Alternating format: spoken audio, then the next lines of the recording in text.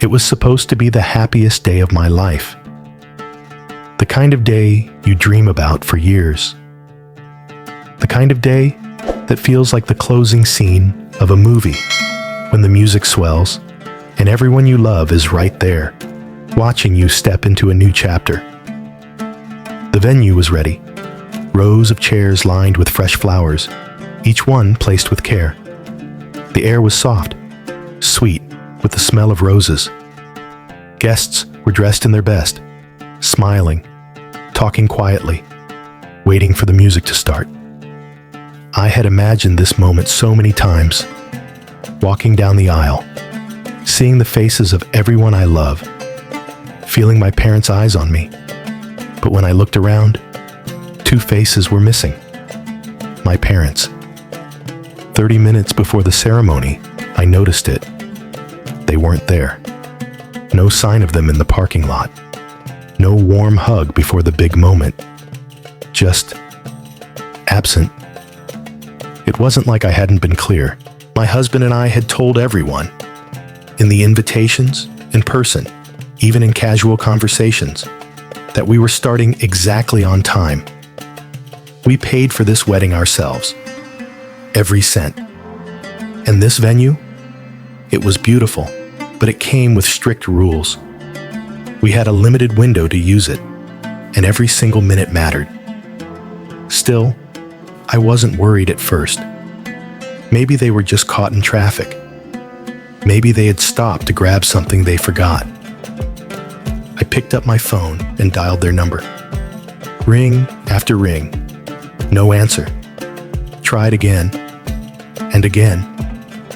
That's when I remembered. They don't have cell phones.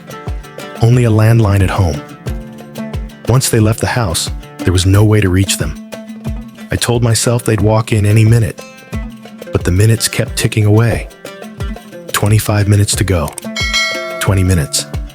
15. Each time I looked toward the entrance, hoping to see them, my stomach tightened. Where were they? Why weren't they here yet? The wedding coordinator approached me quietly. Her voice was careful, almost hesitant. Do you want to wait for them? Or do we start on time? I looked around at the guests. All the seats were filled. People were glancing toward me, checking their watches, expecting the ceremony to begin.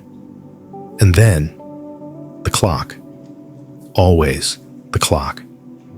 I could feel it in the back of my mind, ticking louder and louder.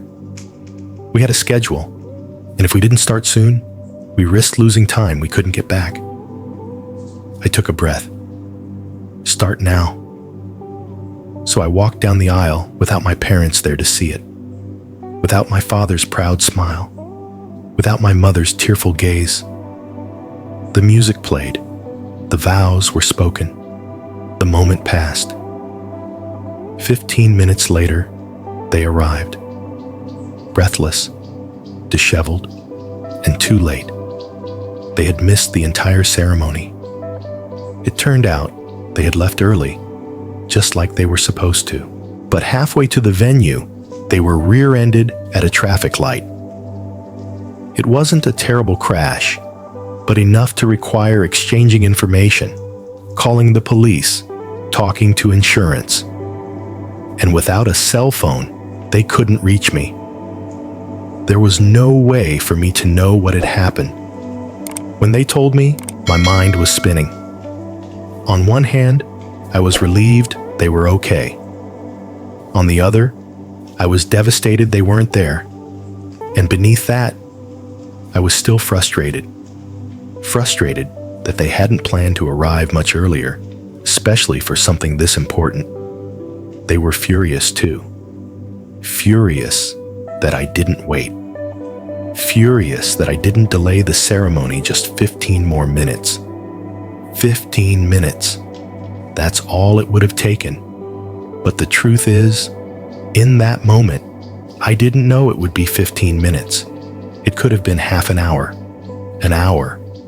or maybe they wouldn't make it at all.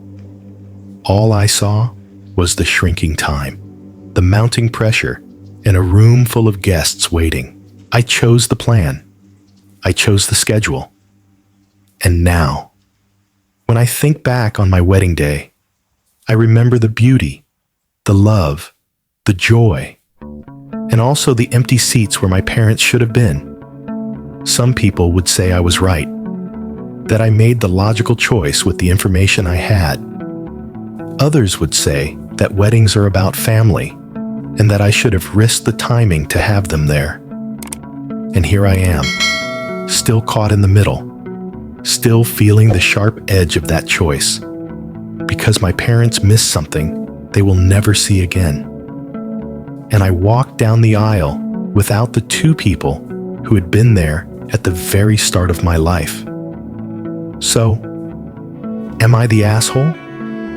Here's what I've learned since then. Life throws us into moments where there is no perfect choice. Moments where our heads and our hearts want different things. Moments that demand an answer right now, even when every part of us wishes we had more time to think. This wasn't just about a wedding starting on time. It was about values. Do you honor the plan you set, the promises you made to others, or do you bend those plans for the people you love, even when the cost is high? It's easy to judge from a distance. It's harder in the moment, when the music is cued, the guests are waiting, the clock is ticking, and you're standing in a wedding dress, deciding whether to wait for the two people who should have been there already. Maybe you would have waited. Maybe you wouldn't. But I can tell you this, whatever you decide in a moment like that, you'll carry it with you, because those moments don't happen twice. So I'll leave you with this.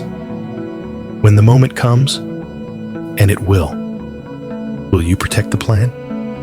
Or will you risk it, just to make sure every person you love is in the room? What would you have done?